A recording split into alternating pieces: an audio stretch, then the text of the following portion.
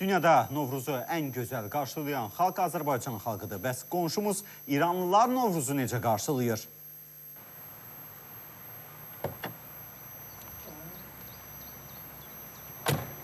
Novruz bayramı bütün müsəlman ölkələrində olduğu kimi İran İslam Respublikasında təmtəraqlı formada qeyd olunur. Müsəlman ölkəsi olan İranda Novruz bayramı qeyd olunarkən hansı fərqli adət-ənənələr var?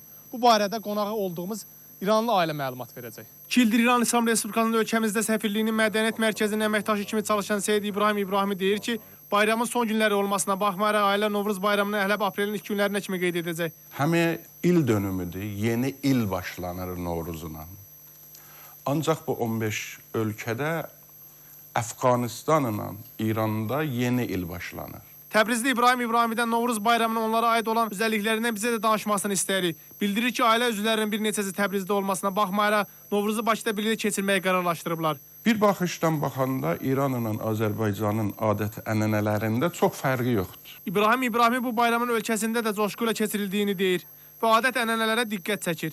Evlər təmizlənir, biş-düş edilir, yeni geyimlər alınır. Təhvil saatı var bizdə ki, hər il fərqləşir.